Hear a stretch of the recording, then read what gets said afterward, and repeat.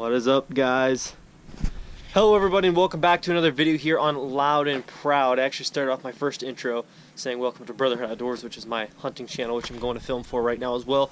Two birds with one stone. We're going to try to get two videos filmed in the same day. So if you want to go check out that channel, definitely do that. But guys, this is going to be the first official drive in the new truck. I got to kind of run it down the road a little bit last night, and it was good. I'm trying to get the hang of the whole shifting through gears thing. It's really just, it's not difficult at all, but it's just really fun to learn. A few things I want to address really quick. We're going to try to get into some of the build plans, maybe a little bit as well, just kind of do a little rundown while driving it. You know, like I said, try to kill two birds with one stone at first drive, and also kind of go through some of the things that I want to try to get, you know, taken care of. In a few videos back, the first thing I didn't want to do is do like bumpers and crap like that. Well, this ain't going to be the first thing I do, I'll tell you that for sure, but I definitely want to get a new front bumper, because you can see how it's this one's kind of dented back.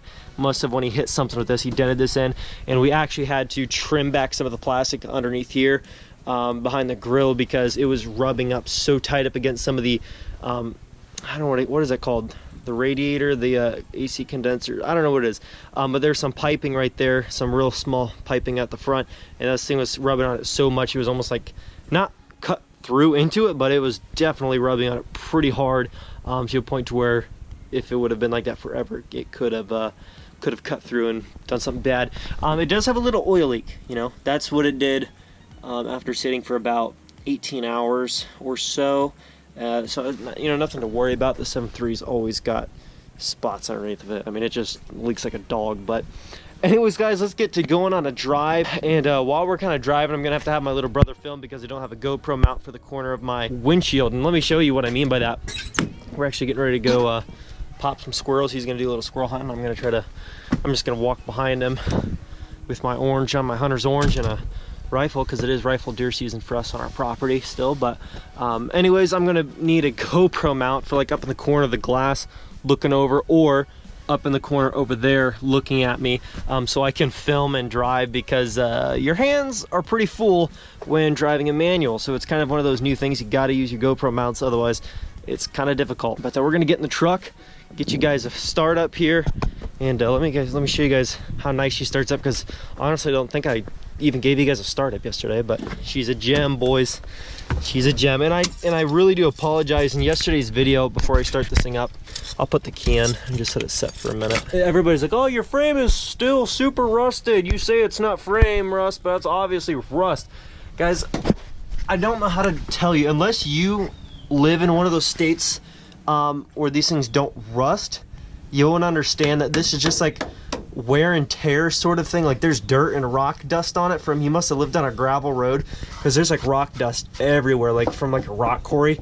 But there's nothing like rotted or rusted out. Like, this is like, I don't know, it's just really dirty, I guess you could say, and like orange from like water flicking up on it, but it's not rotted. There's a huge difference, and there's no justice to the camera, like I said, but it gets dirty with a good solid pressure wash.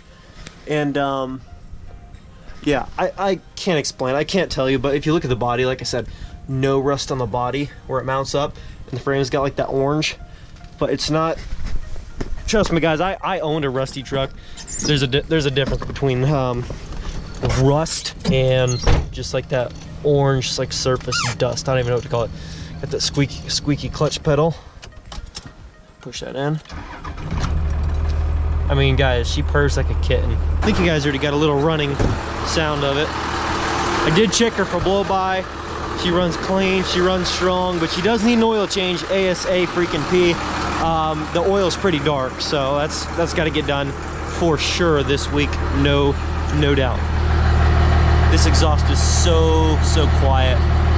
It's a MagnaFlow muffler and a MagnaFlow tip welded on there. She runs rich.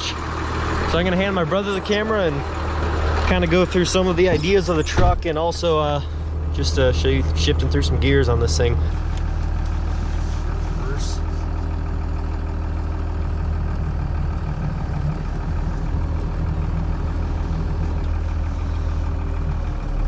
He's a little rough around the edges, but only when it comes to really the paint. I mean, other than that, I freaking love this thing. Now, this is hilarious. We were driving like, okay, so everything works. fuel gauge works, oil pressure gauge works, this works, this. Oh, that doesn't work. The cup launchers, as everybody calls them, don't work. And that freaking drawer just comes out too. So I don't know what the deal is with that crap. That's the least of my worries.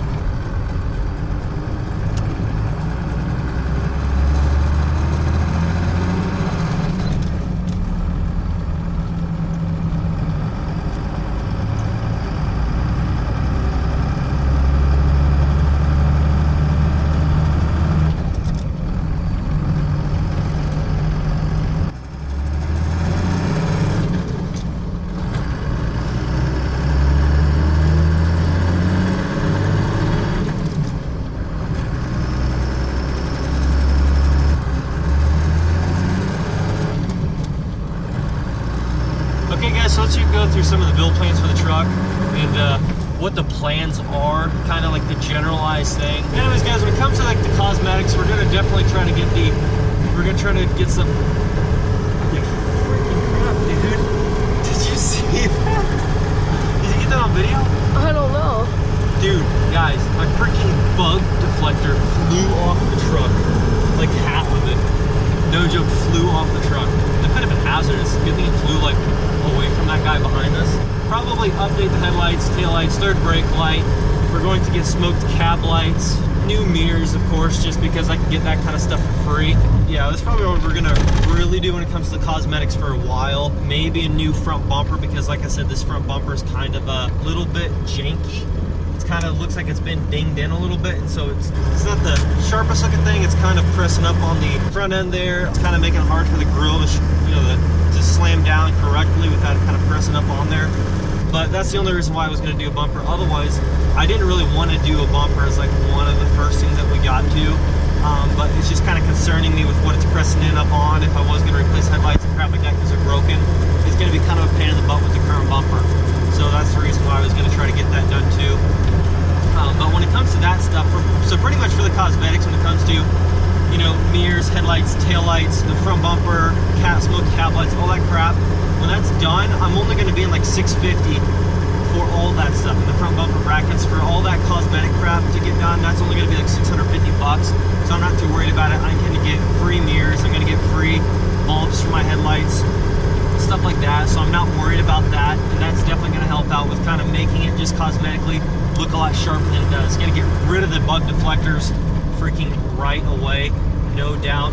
I mean, all that stuff, all in all, that's all going to get taken care of fairly soon here, probably sooner than later. We're going to take a good pressure wash of the frame and get that stuff all undercoated, and that's probably going to be done sooner than later as well. And then when it comes to horsepower, now that we're done kind of talking about the cosmetic gibberish, because I know some people really could care less about that kind of stuff, we're probably going to do a goal of 650 horsepower.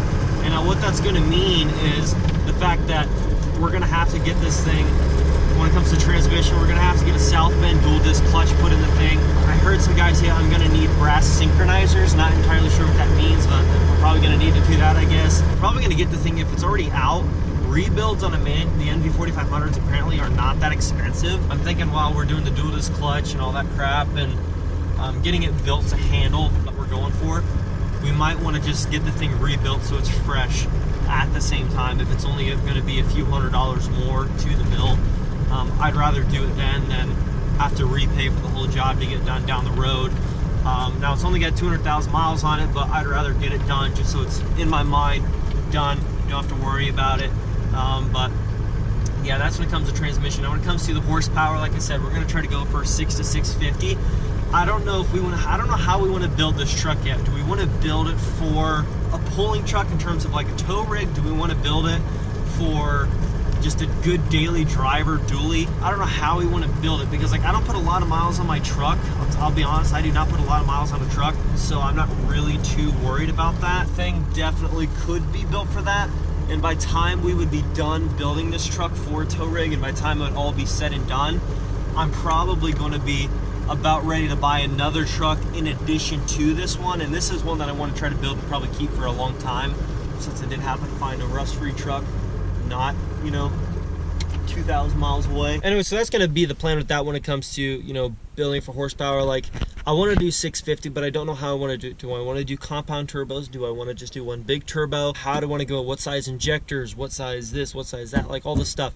But I do want to try to find out that 650 mark and find a sweet spot. There's a website called 12-Valve Recipes, and basically you can get on there and it tells you the best route to go, at least in their opinion, the best route to go when trying to build a certain horsepower number, the most efficient way possible, but also to where you're not blowing the absolute most money, so you can maintain the horsepower for years and years and not have to worry about going through crap left and right trying to fix stuff. Even though when you start to get into high horsepower, that's when you are going to have to start to fix stuff here and there more frequently, because just kind of the nature of it. But all in all, it's going to be fun and it's going to be a good time. And another thing, when it comes to horsepower, like I said, I'm probably going to go through that website and go through the list and try to make sure I hit everything on the list. Otherwise, I mean, you can make 650 horsepower pretty easy, but to be able to manage that long trip and not destroy stuff, that's a totally different ball game. So we got to really look into that and make sure we do everything correct. When it comes to like wheels and tires and stuff, I've had some people already comment as soon as I bought the truck. I mean, I've had the video of not even 20 minutes. Dude, when are you gonna get wheels and tires? I'm not entirely sure when I'm gonna do wheels and tires. It's not really like the biggest, most important thing to me. New tires at some point would be, but I don't know what I want to do in terms of tires and wheels. Do I want to keep the wheels the old grandpa style, just put new mud terrains on it or new all-terrains on it that are kind of aggressive and level up the front end so I can fit a little bit bigger tire under? Do I want to just,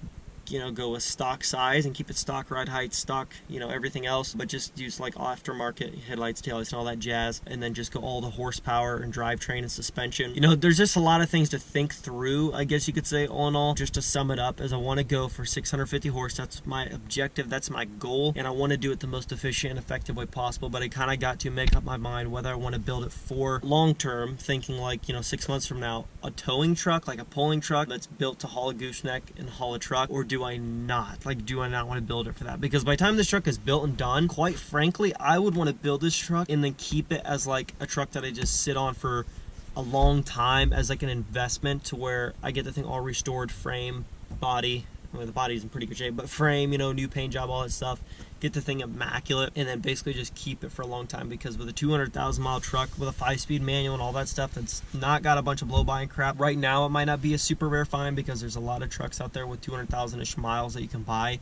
But long term, with the good paint, the good frame, and the transmission and all that stuff done, it might go for really pretty penny if I decide to let it go, let's say in a handful of years, you know, when they're getting even more difficult to find. So I mean, I don't know what I'm gonna do with it. I mean, who knows, maybe my dad will want to buy it off me when I'm done with it, because he wants a dually pretty bad. He can't justify buying another truck right now. That was it. That was a drive. It's not crazy, but it is super fun to drive a 5-speed. I got my trailer brake controller, got the gooseneck, got the squeaky doors.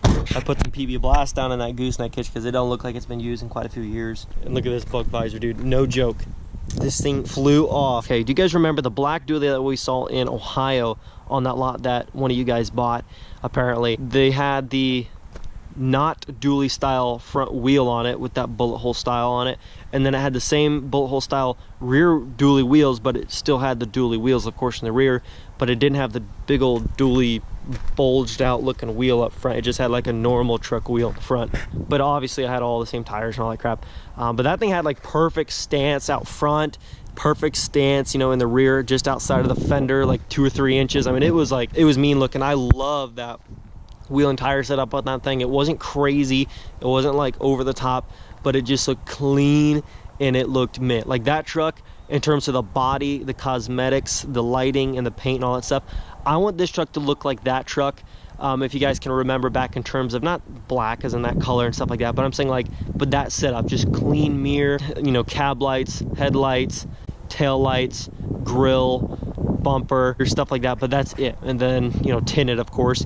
But in terms of like everything else, it wasn't like jacked up. It was just like leveled up with bigger wheels and tires, but it kept the classic looking wheels on it. Just an updated wheel, but still that classic looking old school style. Anyways, guys, that's going to be a wrap on the video. Hopefully you guys enjoyed that. If you did, please smash that like button. Let me know down in the comments below what you guys think of the build plan. Let me know. Thank you guys so much. I'll catch you in the next one. Peace.